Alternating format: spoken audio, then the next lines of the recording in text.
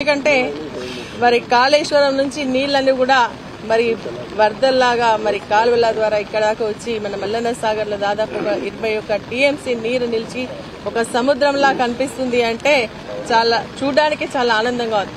ఈ రోజు కేసీఆర్ గారి నాయకత్వంలో నిర్మించినటువంటి ఈ యొక్క కాళేశ్వరం ప్రాజెక్ట్ ద్వారా వచ్చేటువంటి మల్లన్న సాగర్ లో మరి ఇన్ని నీళ్లు నిలబడ్డాయి అంటే మరి ప్రజలందరూ కూడా హర్షిస్తా ఉంటే మరి కట్టించినటువంటి బీఆర్ఎస్ పార్టీ వాళ్ళు ఈ రోజు దీన్ని చూసి ఆనందిస్తానికి ప్రజలకు అంకితం చేయడానికి వస్తున్నటువంటి సందర్భంలో ఈ రోజు వానదేవుడు కూడా మరి హర్షిస్తూ వానను కురిపిస్తున్నారని చెప్పేసి నేను తెలియజేస్తూ ఈ మల్లన్న సాగర్ నిజంగా కూడా మా నర్సాపూర్ అంటే మరి ఎండిపోయినటువంటి ప్రాంతం. మరి ఈ రోజు మాకు ఈ మల్లన్న సాగర్ ద్వారా కొండపోచమ్మకు నీళ్లు వస్తా ఉన్నాయి. కొండపోచమ్మ ద్వారా మరి ఈ రోజు మా హల్దీ వాగులకు నీళ్లు పడతా ఉన్నాయి. దాని మీద నిర్మించినటువంటి అనేక చెక్ డ్యాంలకు నీళ్లు వస్తా ఉన్నాయి.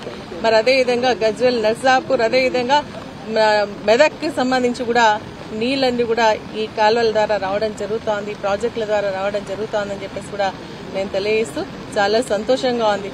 నిజంగా కాళేశ్వరం కొట్టుకపోయింది అని చెప్పేసి ప్రచారం చేస్తే ఆ రోజు మేము కాళేశ్వరం ప్రాజెక్టు పోయినాం. ఈ రోజు మల్లన్న సాగర్ చూస్తేందుకు వస్తాను.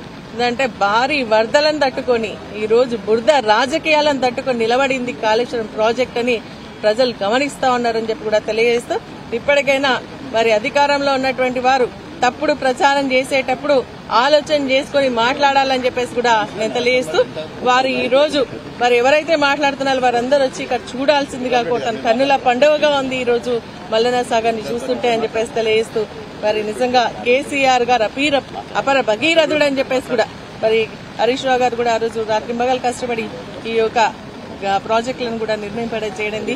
మరి నిజంగా అపర భగీరథుడికి నిజంగా వాళ్ళని మరి నిజంగా ఆశీర్వదిస్తుందని చెప్పేసి కూడా తెలియజేస్తూ జై తెలంగాణ.